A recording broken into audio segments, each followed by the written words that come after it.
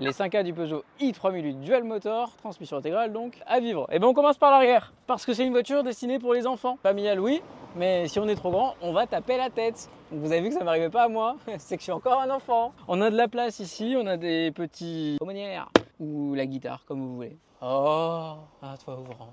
Un phénomène devenu si rare aujourd'hui. 450 litres. Bon, par contre, pas très pratique. On n'a pas de tirette ici pour abattre les sièges. Concurrent principal, le modèle Y, on peut les baisser électriquement et les remonter électriquement. Bon, faut poser un RTT pour fermer le coffre, mais c'est pas grave. À vivre, c'est aussi le cockpit. Et ça, c'est le savoir-faire de Peugeot. Déjà, petit logo français ici. C'est français. Panoramique high cockpit. 21 pouces. C'est beau. C'est suspendu. En option, on a un Focal Electra. Ça aussi, c'est français. On est bien installé, on a une console centrale flottante, on a des rangements de partout. À l'avant, c'est vraiment une voiture à vivre. Alors, quel est son défaut? Eh ben, la qualité inégale des matériaux. Ça se décolle un peu. Et c'est tout neuf. C'est quand même dommage. Réussi pour son conducteur et un peu moins pour l'arrière. Donc pas un VTC quoi. Pas de capsule taxi à apprécier. Il fallait cacher les charnières. Et bien ça donne un design fuselé, coupé, des fesses bien posées. Bon là par contre c'est peut-être un peu trop droit, hein. Vous n'avez pas fait beaucoup d'efforts. Vous m'avez fait quoi ici là? Vous avez cru qu'une feuille A4 ça suffisait pas? C'est moche, ça va même pas dans le design du reste. Si vous aimez les griffes, vous allez être servi. 3 griffes ici, un félin dans toute sa splendeur.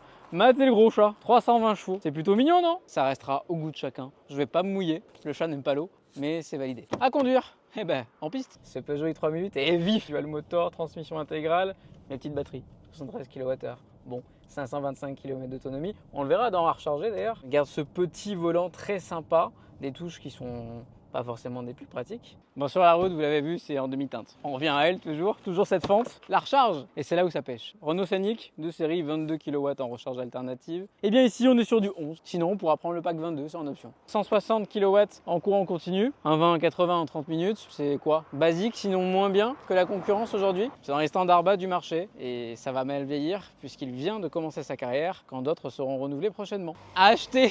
Le chat miaule tout doucement. Bah oui, avec 54 990 €, des croquettes, il en restera plus beaucoup sur le compte en banque. D'autres concurrents seront un peu moins chers, plus autonomes. Et tout cela pour un tarif prix-équipement plus avantageux. Donc il restera quand même à Peugeot un design osé, sympathique, haut de gamme, une présentation intérieure valorisante. À acheter, c'est moyennement validé si vous avez compris. La note finale de ce Peugeot i3008 Dual Motor, on donne la note de 15 sur 20. C'est une très bonne note quand même, qui pêchera vraiment par une capacité de recharge et d'autonomie plus que moyenne aujourd'hui sur le marché. Pour le reste, une prise de style réussie, un châssis qui reste parmi les références. En somme, une excellente voiture pour qui voudra rouler français, monsieur.